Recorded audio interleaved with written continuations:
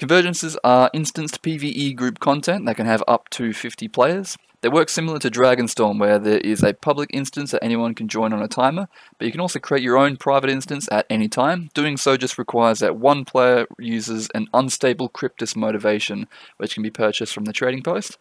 To join one, you just need the Secrets of the Obscure expansion in the Wizard's Tower map. Head to the Convergences portal in the Rift Hunter Lounge, which is just opposite the Strike Missions portal. If you're joining a public instance, I've found it's really helpful to join the public instance as soon as possible once it opens.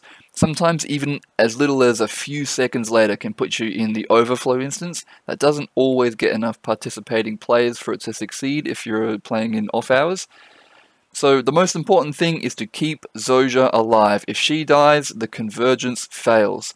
When you kill Cryptus, they'll drop these essences that you'll need to pick up by walking over them. You can hold up to 25 of them at once, or up to 50 if you have the Essence Attunement Mastery. You must turn these into Zoja in order to constantly heal her throughout the whole encounter. So there's 3 phases of the fight. Phase 1 starts in the center island. You just need to kill a bunch of Cryptus and turn the essence in to heal Zoja. There will be some avatars of spite that have these cross swords over their head. These will just beeline straight to Zoja, so they should be CC'd and bursted down as soon as possible. Siege weapons will also start spawning in the 4 corners of the map. These should be destroyed as soon as possible as they damage Zoja from afar. The Cryptus enemies that spawned around these siege weapons despawn when the siege is destroyed as well, just so you know. A few champions will then spawn on the center island. They must be defeated before phase 2 starts.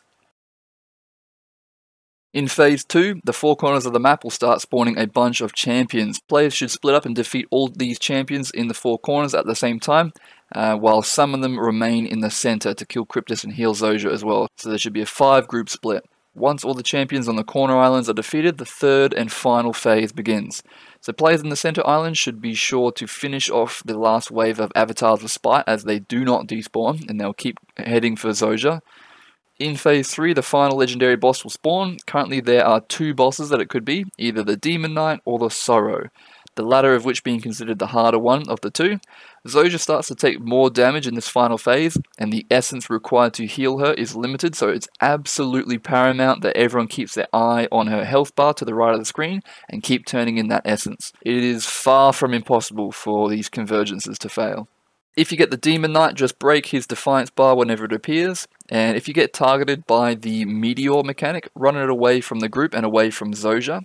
If you get the Sorrow, it's even more important to break that Defiance bar as much as possible. It'll always appear after the Sorrow lands after flying in the air. Other than this, just try and stay behind the Sorrow as much as possible, and always remember to keep turning in that essence.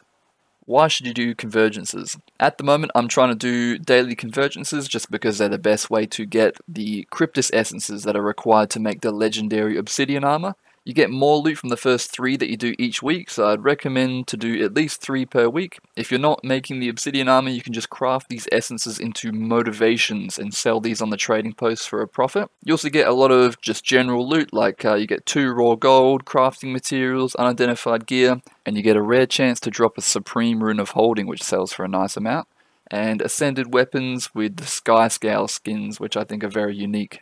Here are some additional miscellaneous tips. So the Superior Sigil of the Knight, Superior Sigil of Demon Slaying, and Powerful Potion of Demon Slaying all make you do way more damage here.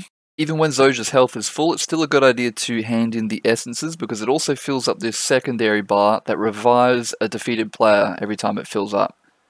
The more essences that you hold at once, the more damage you do, but also the less health that you have. If you go downstate, you drop all of your gathered essence, but if you get back up, you can pick them all up again. Zoja can be healed with player healing as well as the essence in the first 2 phases, but once the legendary boss spawns, she can only be healed by receiving the essence. If you like this video, you know what to do. Lots more Guild Wars 2 content coming soon.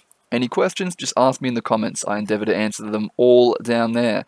Also, if you're a new or returning player, definitely check out this video. It has heaps of helpful tips updated for 2024. And on the bottom, there is a video that YouTube reckons that you'll like. Alright, get the hell out of here, you little scamp.